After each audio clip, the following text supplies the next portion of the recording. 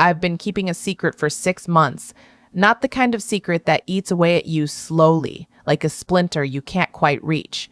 The kind that sits in your chest like a stone, heavy and cold, and you carry it everywhere because you don't know yet what to do with it. My name is Sarah.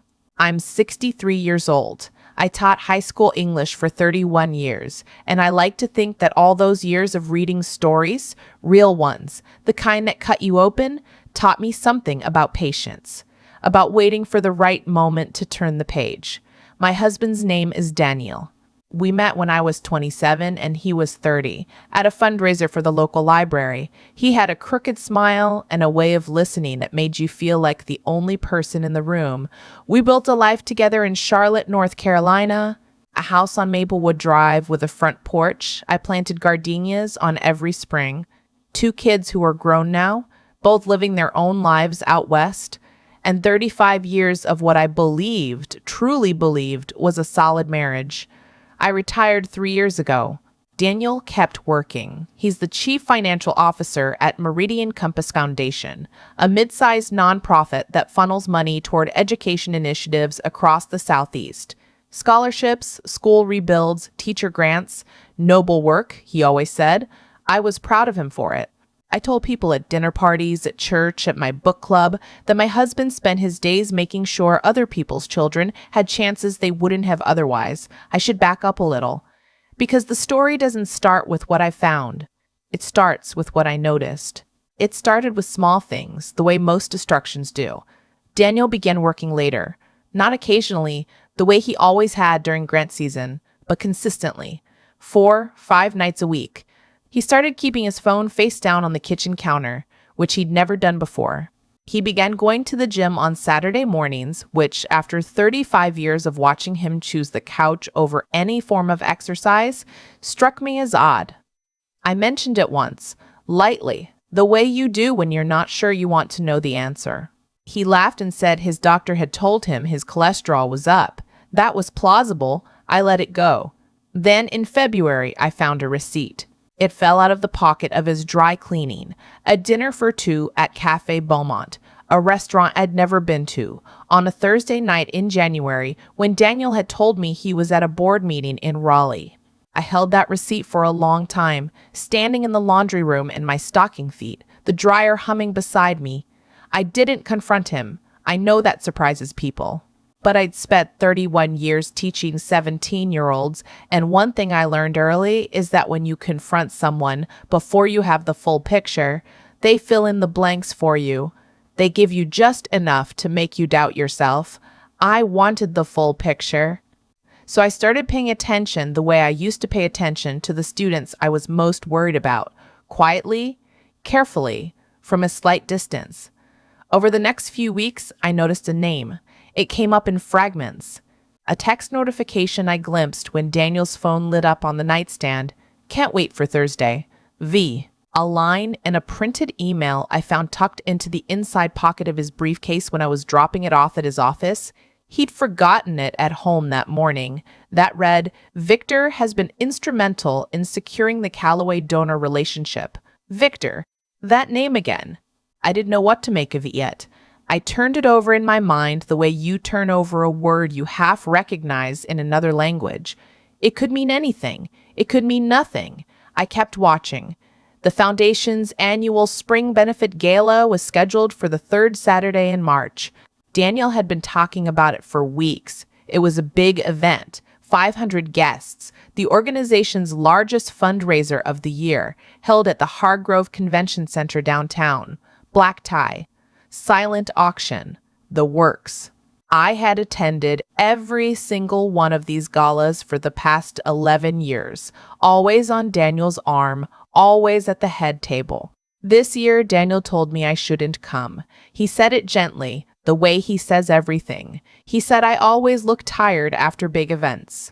He said I deserved a relaxing weekend. He said he'd bring me back something from the dessert table, which was a joke we'd shared for years, a throwaway thing, and the fact that he used it now made something in me go very quiet. I said, of course, no problem, get some rest yourself. And then I signed up to volunteer. The foundation runs a volunteer program for its galas. Servers, registration desk staff, Coat check. Setup crew. I found the sign-up form on the foundation's website and registered under my maiden name, Sarah Holloway. I have a different email address I use for my book club and personal newsletters, and I use that. I listed my volunteer experience honestly. I did not mention that I was the CFO's wife. I told Daniel I was driving up to see our daughter in Denver for the long weekend. I packed a bag.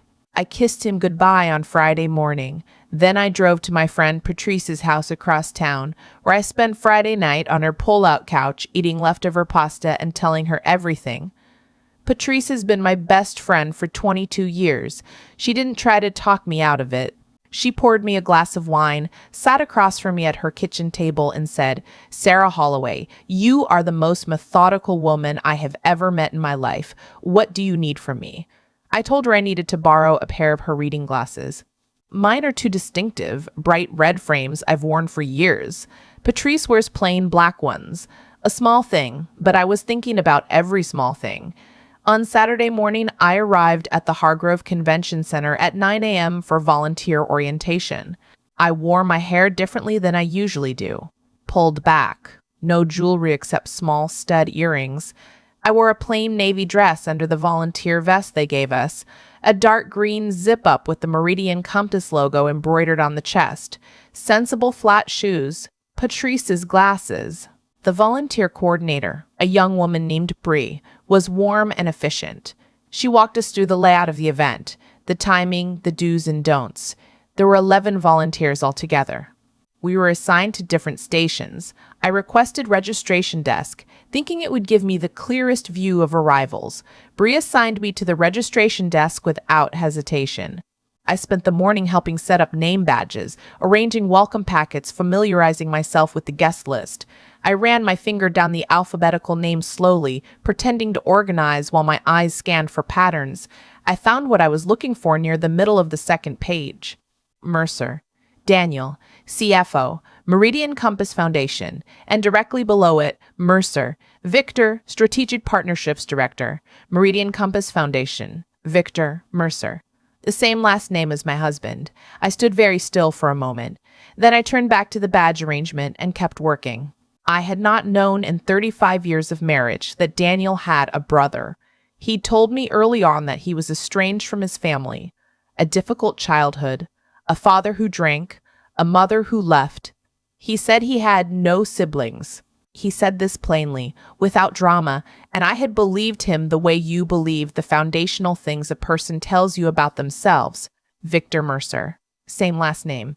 Strategic Partnerships Director. A position that, as far as I could tell from the guest list notes, had been created 18 months ago. I went to the bathroom just before the doors opened to guests. I stood at the sink and looked at myself in the mirror for a long moment. 63 years old, silver hair pinned back. Someone else's glasses, a borrowed vest.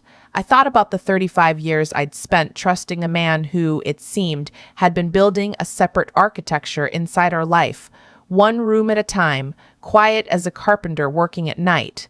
I thought about my mother, who used to say, "Don't move until you can see the whole board."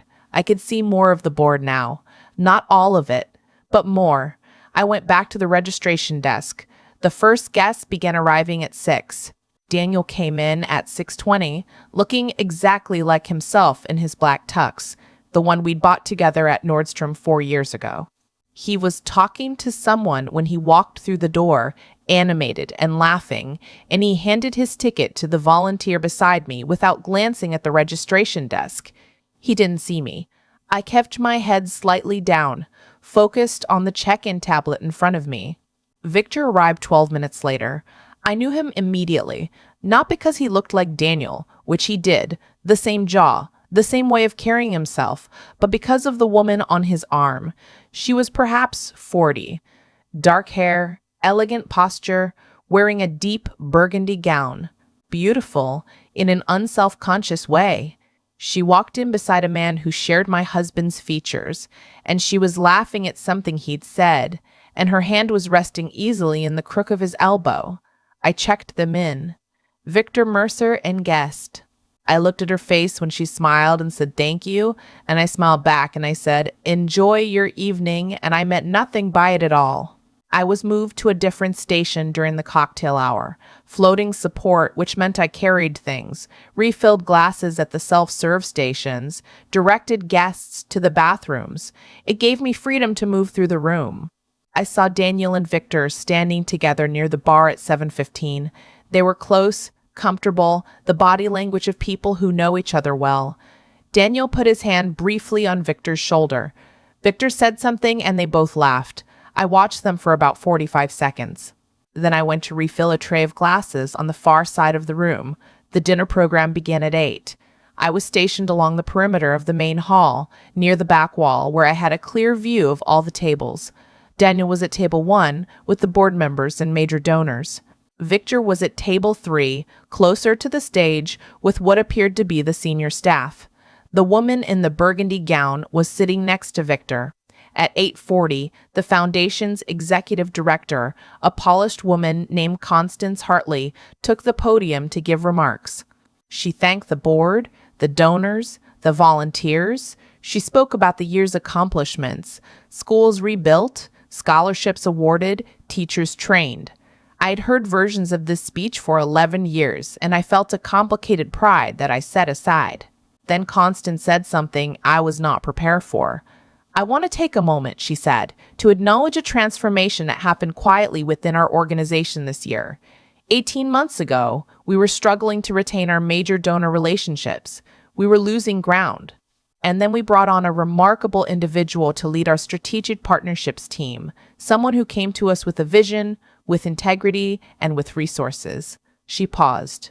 "Victor Mercer joined us with a significant personal investment, a gift of $250,000 that stabilized our operations at a critical moment and allowed us to launch the Callaway Scholar Initiative."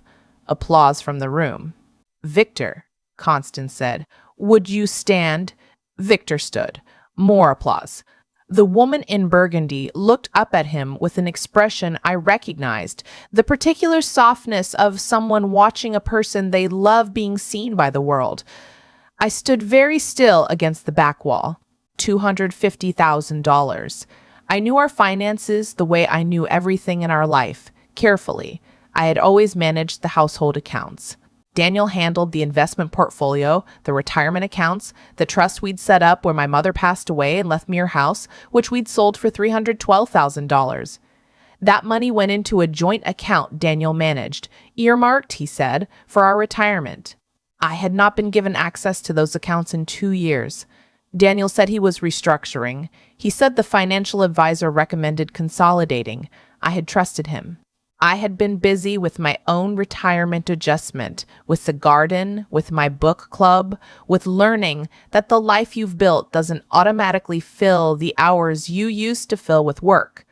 I had trusted him. I excused myself from my station and walked to the hallway outside the main hall. I found a quiet corner near the coat check, sat down on a small bench, and took out my phone. I opened the investment account portal. I still had the login from 2 years ago, saved in my password manager, and tried to sign in. My credentials had been changed. I sat there for a moment. The sound of the gala drifted through the closed doors, silverware, applause, the low hum of 500 people eating dinner. Then I opened my email and forwarded myself the confirmation I'd received from the foundation when I registered as a volunteer. I forwarded a few other things. And then I walked back through the doors. The program had moved to the award portion. I retook my position along the back wall. At 9:30, Constance opened the floor to a short remarks segment, a tradition at this gala where key staff and board members could say a few words. 3 people spoke briefly. Then Daniel stood. He looked good. He always looked good at these events. He thanked the board. He thanked the donors. He thanked the staff. And then he said, "I also want to personally thank my brother Victor for everything he's brought to this organization and to my life. Family isn't always the people you're born to. Sometimes it's the people you choose. And sometimes," he smiled, that crooked smile I had fallen in love with 36 years ago. "It turns out it's both." Laughter from the room. Warmth. Victor raised his glass. I unclenched my hands, which I had not realized I was clenching. A brother. Daniel had a brother he had brought into the organization where he worked. A brother who had invested $250,000, money that I could not yet prove, but suspected with every quiet, patient instinct I had developed over 6 decades of being alive, had come from the account where my inheritance sat. I did not fall apart. I want to be clear about that. There was a version of this night where the hurt and the shock would have buckled me at the knees, where I would have walked out to the parking lot and sat in my car and cried until I had nothing left. I understood that version. I had sympathy for her. But that was not the night I was having. I thought about 35 years. I thought about my gardenias on the front porch. I thought about the library fundraiser where we met, and the way he listened, and how completely I had believed in the architecture of us. I thought about my mother. Don't move until you can see the whole board. I could see it now. I walked to the front of the room. Constance was preparing to hand the microphone to a board member for closing remarks. I approached her aide, a young man named Theo who had been coordinating the program all evening, and I asked to speak. He looked at me, uncertain. "Are you on the program?" "No," I said, "but I think there's something the donors in this room should hear. It won't take long. Something in my voice, I think, the steadiness of it, the particular tone of a woman who has been deciding whether to speak for 6 months and has finally decided, made him hesitate. He leaned over and said something quietly to Constance. Constance looked at me. I looked back at her without flinching. She handed me the microphone. I stood at the podium and looked out at the room. 500 faces, candlelight, the remains of 100 dinners. My husband at table 1, who had not yet registered who was standing at the front of the room. "My name," I said, "is Sarah Mercer. I've been married to your CFO for 35 years. The room changed. It's hard to describe exactly how, a shift in density, the way air changes before a storm. Daniel looked up. "I'm not here to cause a scene," I said, and I meant it. "I'm here because this organization does genuinely good work, and the people in this room have invested in it in good faith. You deserve to know where your money is going and where it came from." I spoke for 4 minutes. I have since been told, by Patrice, by my attorney, by my daughter who watched the video someone took on their phone, that I was very calm, that I did not raise my voice, that I laid out what I knew, the receipts, the changed account credentials, the inheritance, the $250,000, in the orderly, sequential way of a woman who spent her life helping young people understand that evidence matters, that truth has a structure, and that you cannot build anything lasting on a foundation of concealment. I told them I had not known Daniel had a brother until tonight. I told them I did not know why that secret had been kept. I told them I had come here as a volunteer because I needed to understand what I was dealing with before I knew what to do about it. I told them I now understood. I placed the microphone back on the podium. The room was very quiet. Daniel was standing. I could see him at the edge of my vision, but I did not look directly at him. Victor was standing too, the woman in the burgundy gown frozen beside him. Constance Hartley was standing. I walked back through the main hall, through the lobby, through the wide glass doors of the Hargrove Convention Center, and out into the cool March night. I sat on a bench outside and called Patrice. "It's done," I said. She didn't ask me how it went. She said, "I have the pull-out couch made up and there's a bottle of wine open on the counter." I drove to her house and we sat at her kitchen table until 2 a.m. I told her everything in order. She refilled my glass when it got low. That was 8 weeks ago. I have since spoken to a forensic accountant and a divorce attorney. The picture that has emerged is what I suspected, though larger in some of the details than I had fully let myself imagine. Over a period of roughly 4 years, Daniel had moved significant portions of our joint investment account, including, yes, the proceeds from my mother's house, into a separate account in his and Victor's names, used to fund Victor's initial investment in the foundation. The relationship between them is not fully clear to me yet. Victor is, as far as we can determine, a half-brother Daniel had not known about until about 6 years ago. Whether the deception was calculated from the beginning or grew gradually into something Daniel could not find a way out of, I don't know. I may never know. What I know is this. I know that I was not wrong to wait. I know that patience is not the same as passivity. I know that when you have spent your life teaching people to read carefully, to look for what a story is really saying underneath the surface, you do not stop reading carefully just because you are afraid of what you might find. My daughter flew in from Denver 2 weeks ago. We sat on the front porch and she asked me if I was okay. I told her I was something more complicated than okay, but that I was standing. She held my hand for a while. The gardenias were just starting to come up. I am still in the house on Maplewood Drive. The legal process is underway. I am not going to tell you it isn't hard because it is. 35 years is a long time.